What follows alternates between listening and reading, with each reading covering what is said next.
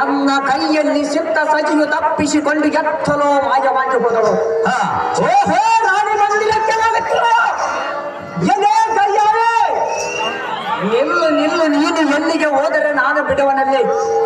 ಎಲೆ ಎಣ್ಣೆ ಗಜ ನಿಂಬೆ ಹಣ್ಣೆ ಗೋಲಿ ಬಲಿರಿಯಲ್ಲ ಈ ಸಾರತೆ.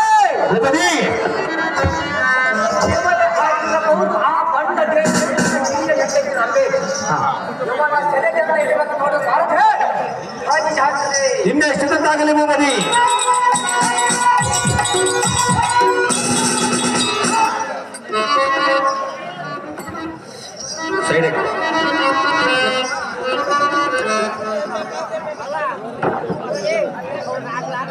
ದಾನವೇಂದ್ರನೇ, ಇಲ್ಲಿಗೆ ಏತಕ್ಕಾಗಿ ಬಂದಿರು? ನಿನ್ನನ್ನು ಎಳೆದುಕೊಂಡು ಹೋಗಲಿಕ್ಕೆ ಬಂದಿರವನ ಸುಂದರಿ. ನನ್ನನ್ನು ಎಳೆದುಕೊಂಡು ಹೋಗಲು ಬಂದಿರುವೆಯಾ? ಹೌದು ಸುಂದರಿ.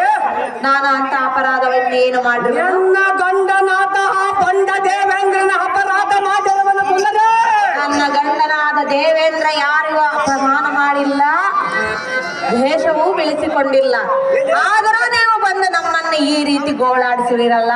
ಎಲೆ ಸುಂದರಿ, ಅಣ್ಣಯ್ಯ, ನಿನ್ನ ಗಂಡನು ತಪ್ಪು ಮಾಡಿದಕ್ಕಾಗಲೇ ನಿನ್ನ ಗಂಡನನ್ನು ನಮ್ಮ ಕಾರಾಗೃಹದಲ್ಲಿ ಹಾಕಿರುವೆವು.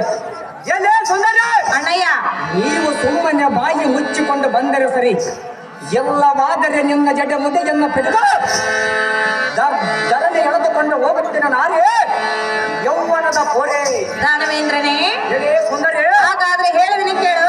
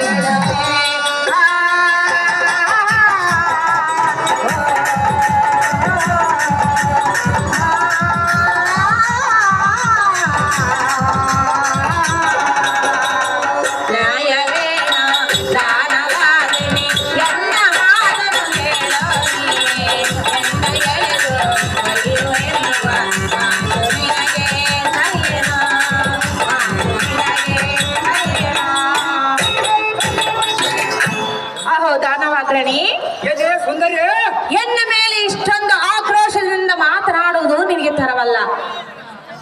ಅದು ಯಾತಕ್ಕೆ ತರವಲ್ಲ ಸುಂದರಿ? ಎನ್ನ ಗಂಡನು ಮಾಡಿರುವ ಅಪರಾಧಕ್ಕಾಗಿ ನಮ್ಮನ್ನು ಎಳೆದುಕೊಂಡು ಈ ರೀತಿ ಗೋಳಾಡಿಸುವುದು ನಿನಗೆ ನ್ಯಾಯವಲ್ಲ.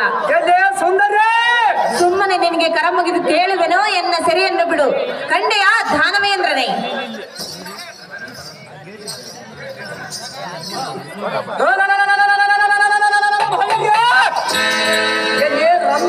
ಚಿನ್ನದ ಬೊಂಬೆ ದಾನವೇಂದ್ರನೇ, ಇನ್ನೊಂದು ಸರ್ವತ ಬಿಡುವುದಿಲ್ಲ.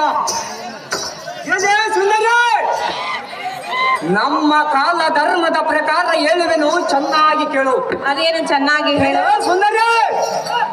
ಪರಸ್ತ್ರೀ ಮೋಹಂ ಪುಣ್ಯಂ ಬ್ರಹ್ಮಹತ್ಯ ಮಹಾಸುಖಂ ಗೋಹತ್ಯ ಸದ್ಬುದ್ಧಿ. ಎಲೆ ನಾರಿ ಮಣಿಯವೇ, ಇದರ ತಾತ್ಪರ್ಯವೇನೆಂದರೆ, ಅದರ ತಾತ್ಪರ್ಯವೇನು? ಪರ ನಾರಿಯರ ಸಂಘದಿಂದ ಮಹಾಪುಣ್ಯವೆಂತಲೂ ಬ್ರಹ್ಮಹತ್ಯದಿಂದ ಮಹಾಸುಖವೆಂತಲೂ. ಎಲೆ ಸುಂದರಿ, ದಾನವಾಗ್ರಣಿ, ಗೋಹತ್ಯದಿಂದ ಸದ್ಬುದ್ಧಿ ಉಂಟಾಗುವುದೆಂದು ನಮ್ಮ ಕುಲಗುರುಗಳಾದ ಶುಕ್ರಾಚಾರ್ಯರು ಧರ್ಮಶಾಸ್ತ್ರವನ್ನು ಹೇಳಿರುವರು. ಎಲೆ ಎಣ್ಣೆ ಆದ ಕಾರಣ ಈ ಸಭೆಯೋಳು ಖಂಡಿತ ಎನ್ನ ಜಡ ಮುದೆಯನ್ನ ನಮ್ಮ ಆಕೃತನಾದ ಸ್ವಂತ ರಾಜ್ಯನ ಹರಿದ ಅವರಿಗೆ ಹೇಳುತ್ತೇನೆ. ಕಂಡಿರ ಬಂಡ ಇಂದ್ರನ ಮಡದಿಯರೇ, ಯೌವನ ಹೊರೆಯರೇ.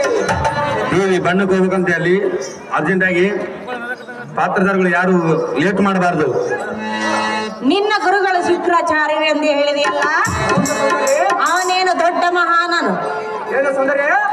ಅವನೇನು ದೊಡ್ಡ ಮಹಾನ್ ಭಾವನ? ಏನು ದೊಡ್ಡ ಮಹಾಸುಂದರಿ? ಹೇಳುವರೆ ಕೇಳ. ಏನು ಚೆನ್ನಾಗಿ ಹೇಳು.